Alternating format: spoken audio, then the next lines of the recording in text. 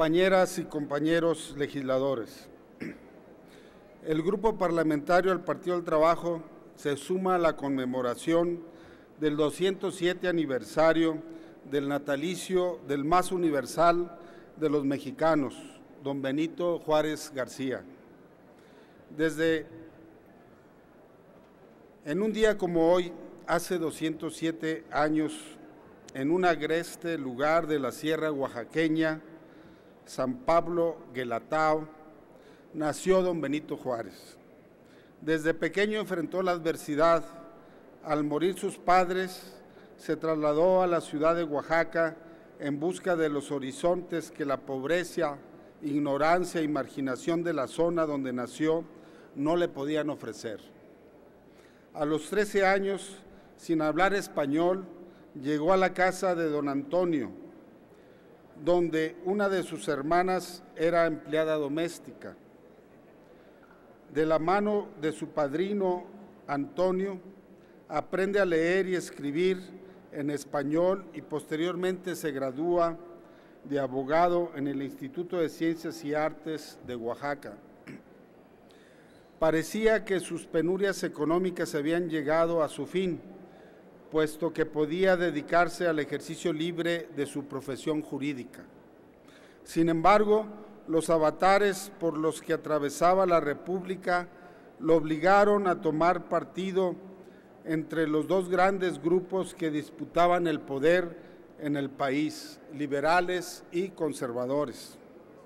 En 1847, como diputado federal, aprobó el préstamo que el presidente Gómez Farías solicitó a la Iglesia para financiar la guerra contra los Estados Unidos, que de manera injusta nos había invadido y en lo que a la postre perderíamos más de la mitad de nuestro territorio.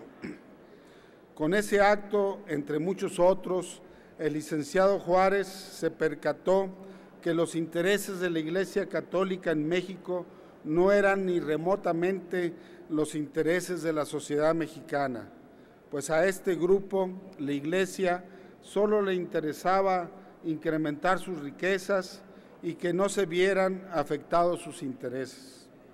En octubre del 47 es designado gobernador sustituto en Oaxaca y en 1848 se le designa gobernador constitucional, cargo por el que es reelecto en 1849.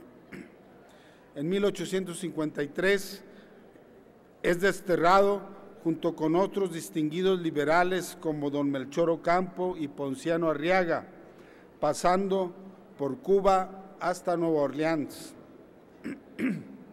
Al estallar el 1 de marzo de 1854, la Revolución de Ayutla, se traslada al actual estado de Guerrero para ponerse al servicio de don Juan Álvarez y contribuir al triunfo de la causa liberal. El presidente Juan Álvarez lo designa secretario de Instrucción Pública y Negocios Eclesiásticos.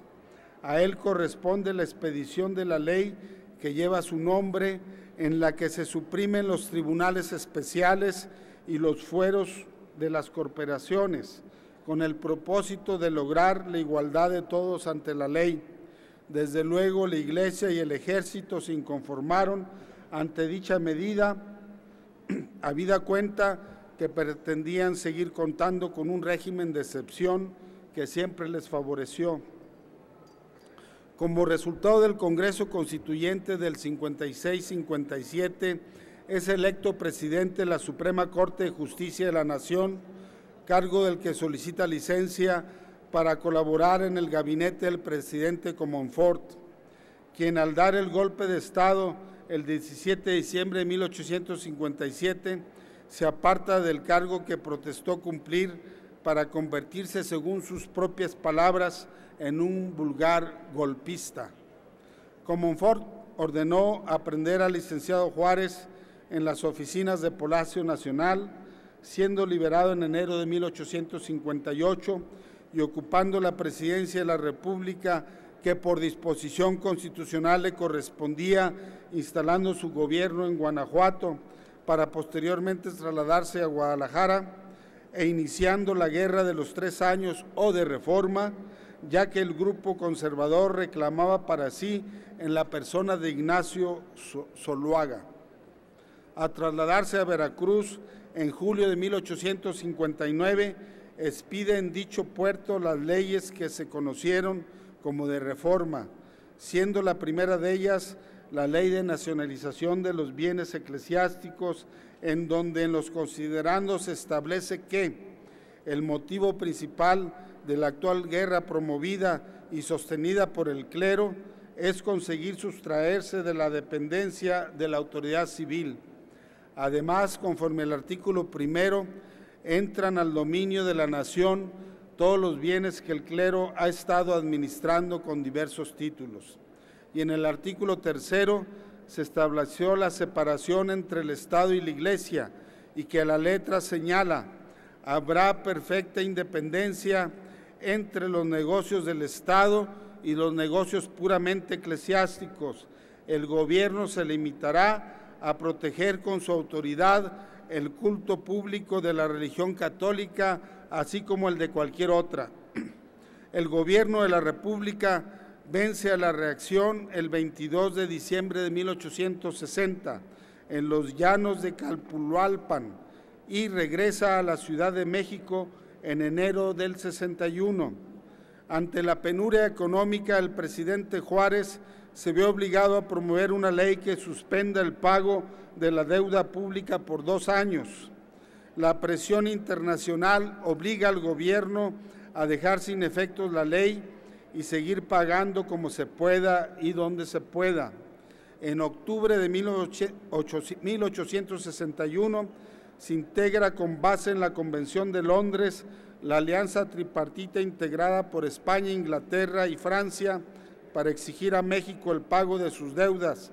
Con ese propósito arribaron a Veracruz la escuadra española, inglesa y francesa, lográndose una negociación exitosa con los gobiernos de España e Inglaterra.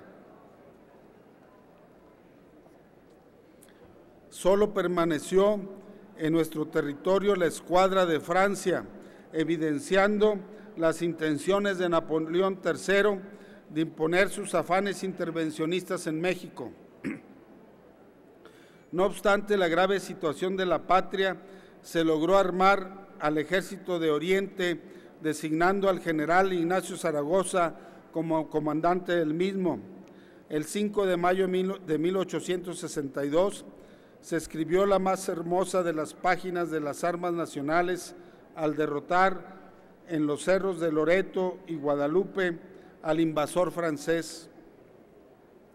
Tan es así que el propio general Zaragoza, en el parte enviado al presidente de la República el 6 de mayo, le expresa: las armas nacionales, ciudadano ministro, se han cubierto de gloria, y por ello felicito al primer magistrado de la República por el digno conducto de usted, en el concepto de que puedo afirmar con orgullo que ni un solo momento volvió la espalda al enemigo el ejército mexicano durante la larga lucha que sostuvo. Tuvo que pasar un año para que la ciudad de Puebla, al estar sitiada por 72 días, cayera en manos del invasor el 17 de mayo. No obstante, la férrea defensa que encabezó el general Jesús González Ortega, el presidente Juárez tuvo el mérito de reunir en torno a la defensa de la patria a los más brillante generación de mexicanos: Ocampo, Arriaga, Prieto, Zarco, Santos Degollado, Zaragoza, Escobedo y muchos más, cuyos nombres honran los muros de honor de este recinto, y por supuesto contar con el apoyo de la masa anónima del pueblo mexicano. Esto permitió enfrentar la invasión francesa y lograr el 15 de mayo de 1857 en Querétaro vencer a la farsa de imperio que desde Europa se pretendió imponer en México. Compañeras y compañeros legisladores, para el Grupo Parlamentario del Partido del Trabajo es importante que los mexicanos aprendamos de Juárez y de la generación de la Reforma, que el principio fundamental que debe regir la actuación de todo servidor público es la justa medianía, como dijera mejor Melchor Ocampo. Servir a la patria es el mayor honor que un mexicano puede tener.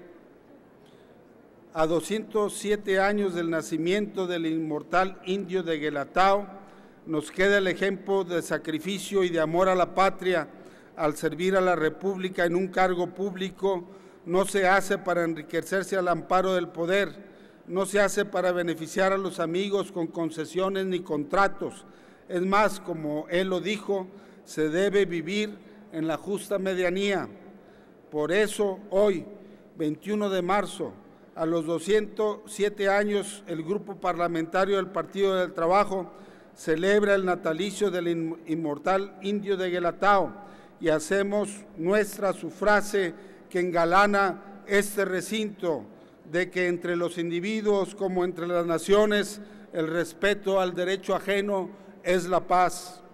Juárez nos enseñó que el gobierno que no cuenta con el apoyo popular no tiene viabilidad, que ningún gobierno puede enfrentar a los poderes fácticos como él lo hizo con la Iglesia si no cuenta con el apoyo de la gente. Juárez vive en la memoria colectiva del pueblo de México, vive en los anhelos de superación de muchísima gente que como él no tuvieron oportunidad y han tenido que vencer la adversidad. Termino, diputada presidenta. En el pasado reciente, un gobierno creyó que con sacar el retrato de Juárez de la residencia oficial de Los Pinos se le sacaba de la memoria colectiva de la historia del país. Nada más falso. El espíritu de Juárez vive en cada mexicano que ama la patria y que está dispuesto a transformarla, anteponiendo el interés de la República a cualquier interés faccioso. Por eso, desde la más alta tribuna de la nación, decimos con vigor: ¡viva el presidente Benito Juárez García! ¡Viva México!